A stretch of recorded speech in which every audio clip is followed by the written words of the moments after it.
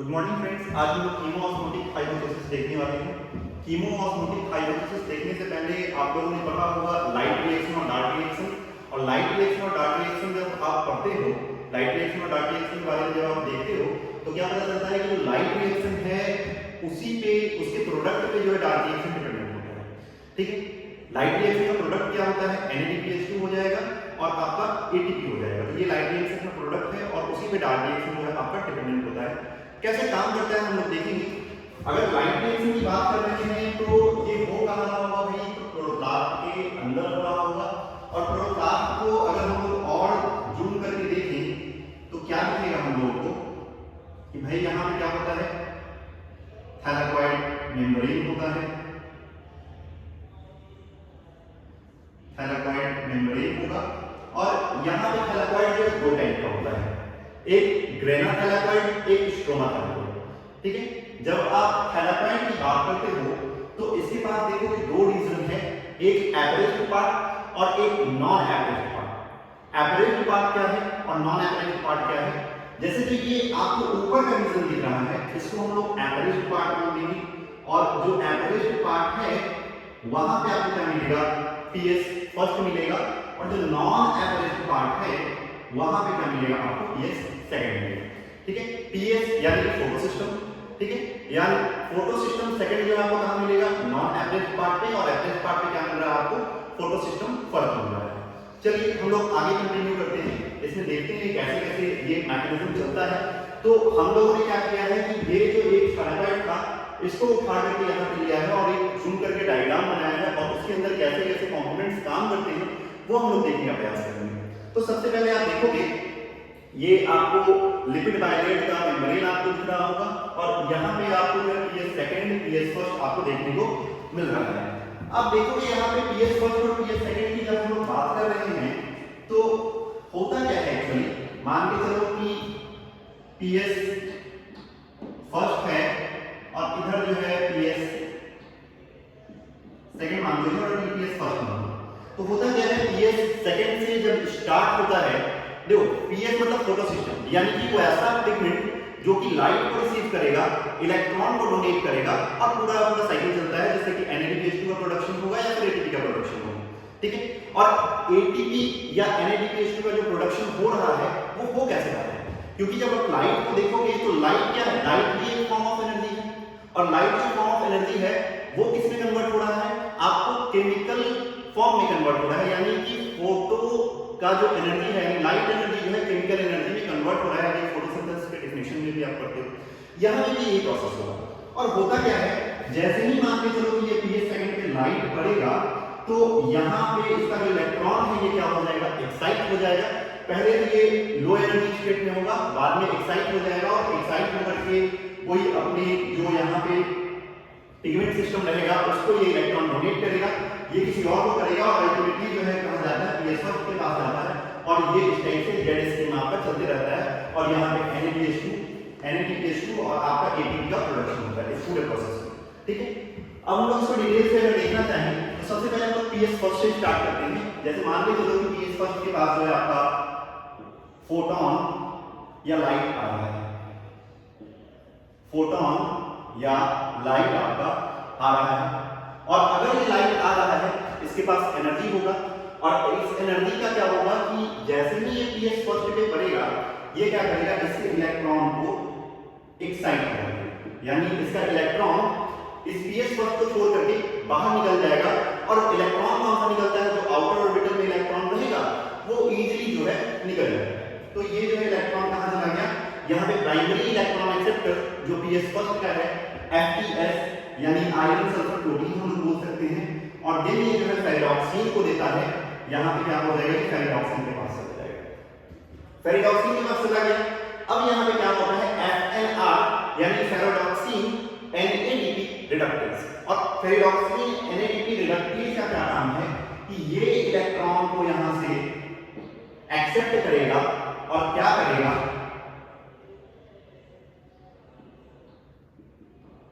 NADP को NADPH2 में change होता है। अब ये एक्चुअली H2 तो नहीं होता है, होता क्या है? H प्लस H प्लस होता है, ठीक है। यानी कि जो यहाँ पे पैराडॉक्सिन हमने देखा, पैराडॉक्सिन एनालिटिक रिडक्टेज, इसका काम क्या है कि रिडक्शन कराना किसका, NADP का। और हम लोग क्या जानते हैं कि लॉस ऑफ इलेक्ट्रॉन क्या होगा, आपका ऑक्सीडेशन, और गेन ऑफ इलेक्ट्रॉन क्या होगा, रिडक्शन। तो यहाँ पे देखो NADP जो है ये FNR जो एंजाइम कॉम्प्लेक्स है इसके प्रेजेंस में इलेक्ट्रॉन का गेन करता है, और जैसे ही इलेक्ट्रॉन गेन करेगा यहाँ पे क्या हो जाएगा, आपका NADP किसमें चेंज हो जाएगा, NADPH और H+। देखो एक्चुअली होता क्या है, ये इलेक्ट्रॉन को तो गेन करता ही करता है, यहाँ पे इलेक्ट्रॉन आएगा, साथ ही साथ क्या करता है, जो बाहर है यहाँ से H+ भी गेन करता है। देखो H+ और इलेक्ट्रॉन एक साथ गेन करेगा तो एक तरह से चार्ज भी बैलेंस हो सकता है, उस पर ज्यादा फर्क भी नहीं आएगा, और वो दूसरे फॉर्म में चेंज हो जाएगा।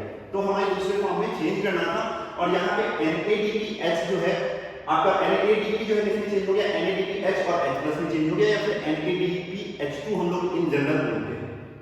अब देखो आपका NADPH2 में चेंज हो गया, और यही जो है क्या है आपका किसका प्रोडक्ट है, तो ये आपका लाइट रिएक्शन का प्रोडक्ट है। और ये लाइट रिएक्शन का जो प्रोडक्ट है इसी पे क्या डिपेंड करेगा, डार्क रिएक्शन। यानी अगर हम लोग बोले CO2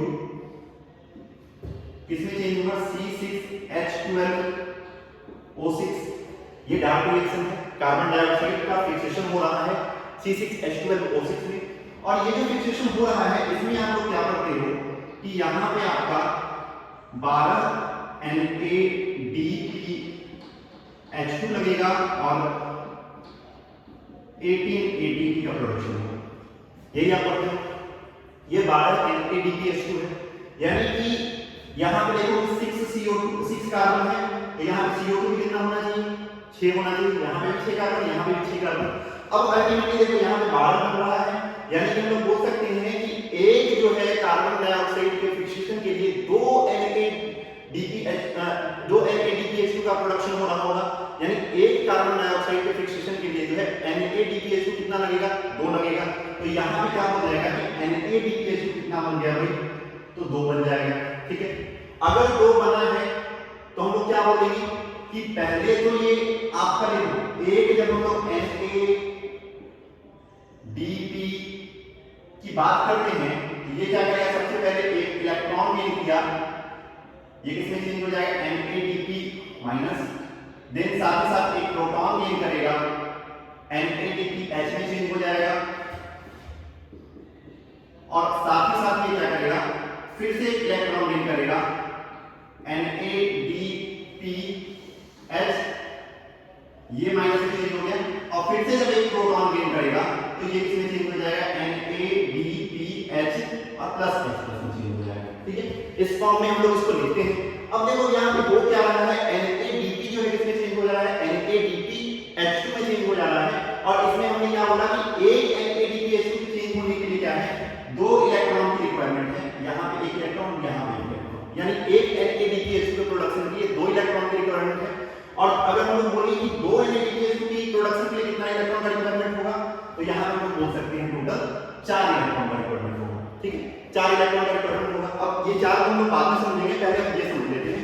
जैसे PS फर्स्ट से आपका इलेक्ट्रॉन जो लॉस हो गया, और अगर PS फर्स्ट से इलेक्ट्रॉन लॉस हो गया है तो क्या होगा कि कहीं ना कहीं से इलेक्ट्रॉन इसको दिया जाएगा, इसका जो लॉस हुआ है कहीं ना कहीं से फुलफिल किया जाएगा, और ये फुलफिल कहां से किया जाएगा, तो आसपास में जो है उसी से फुलफिल किया जाएगा।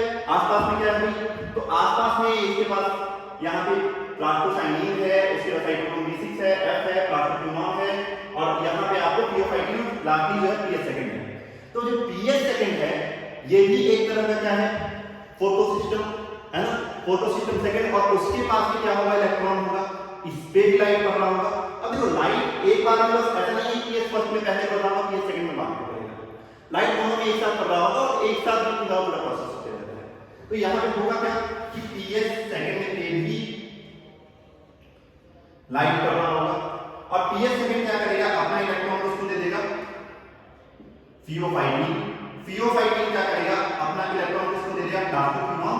प्लास्टोक्विनोन के बारे में आपको एक बात जानना जरूरी है कि ये जो है इलेक्ट्रॉन एक्सेप्टर के साथ साथ हाइड्रोजन एक्सेप्टर है, यानी प्लास्टोक्विनोन क्या है, एक बहुत ही अच्छा हाइड्रोजन एक्सेप्टर यानी कि इलेक्ट्रॉन को तो वो डायरेक्ट लेकर के जाएगा ही नहीं, है ना, वो क्या करेगा, हाइड्रोजन को लेगा, उसके बाद इलेक्ट्रॉन को आगे लेकर जाएगा। तो यहाँ पे क्या करेगा, ये आपको बाहर से जो है क्या करेगा, आपका हाइड्रोजन ले लेगा।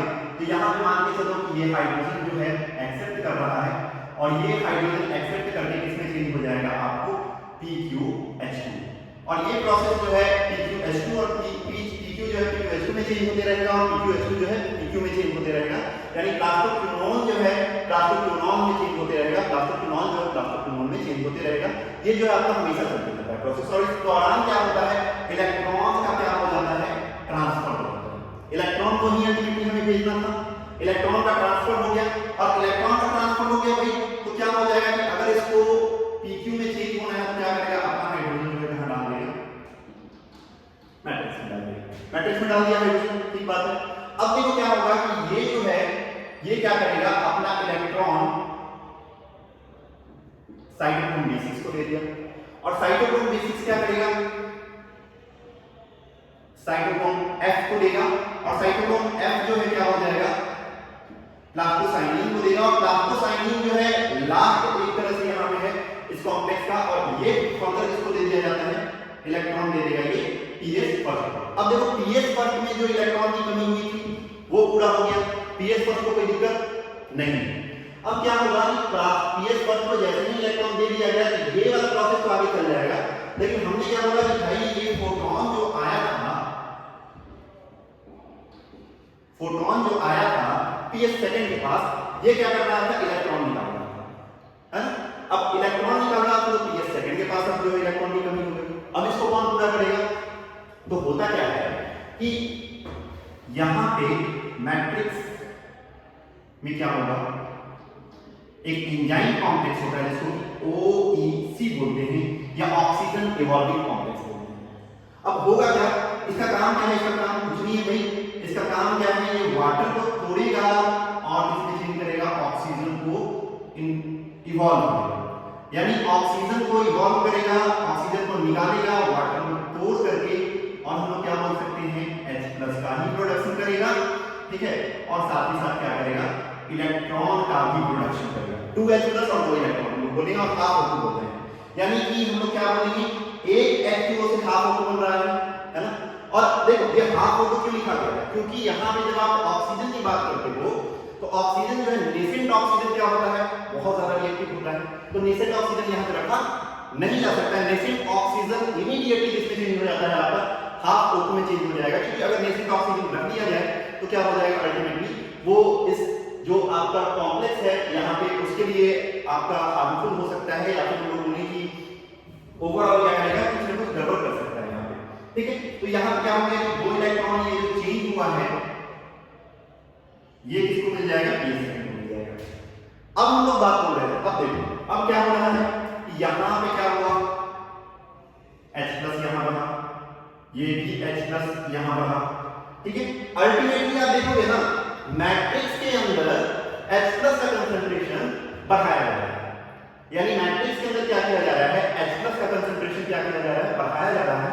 और ये H+ बढ़ाया क्यों जा रहा है, इसका कुछ ना कुछ कारण है, क्या कारण है हम लोग देखेंगे अभी। देखो मैट्रिक्स के अंदर ओवरऑल क्या किया जा रहा है, H+ बढ़ाया जा रहा है। अब ये प्लस अगर बढ़ाया जा रहा है तो क्या होगा कि ओवरऑल कुछ ना कुछ होगा, कंसंट्रेशन ग्रेडियंट डेवलप होगा, यानी बाहर जो है H+ क्या हो जाएगा, कम हो जाएगा, और अंदर जो है H+ क्या हो जाएगा, ज्यादा हो जाएगा। अगर हम लोग बोले अंदर जो है मैट्रिक्स में H+ ज्यादा हो रहा है तो इसमें क्या बोल सकते हैं, ये इनर साइड ऑफ मेम्ब्रेन में प्लस चार्ज आ सकता है, और आउटर साइड ऑफ मेम्ब्रेन में क्या हो जाएगा, माइनस चार्ज। चलो भाई प्लस चार्ज और माइनस चार्ज आ गया, और यहां पे हम लोग बोलेंगे H+ का एक्युमुलेशन हो रहा है, H+ बहुत ज्यादा अमाउंट में क्या हो रहा है, प्रोड्यूस हो रहा है, ठीक है।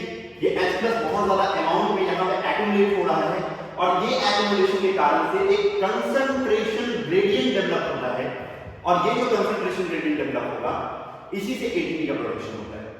अब इससे ATP का प्रोडक्शन कैसे होगा, यहां पे देखो क्या है, यहां पे F0 F1 पार्टिकल है, इसको ATP सिंथेज भी बोलते हैं,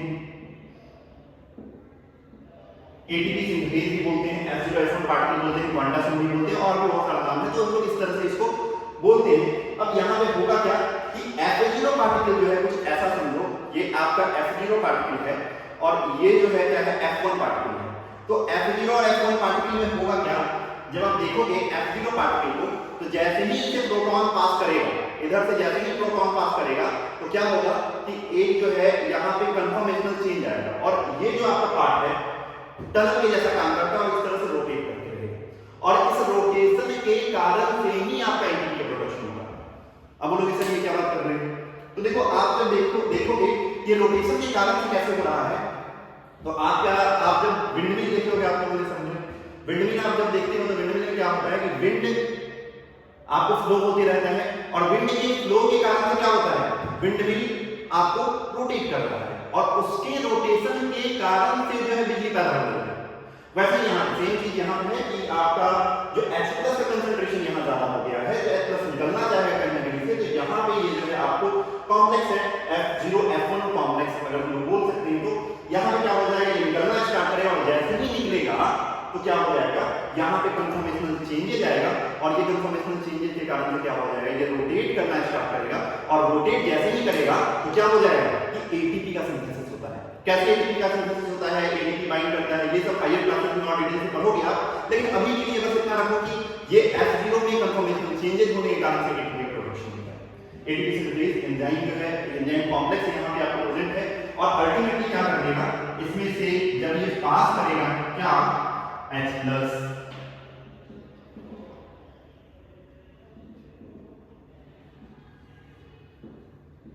एटीपी का प्रोडक्शन हो जाएगा, एटीपी हम लोग बोल दें, ठीक है, एटीपी का प्रोडक्शन हो जाएगा।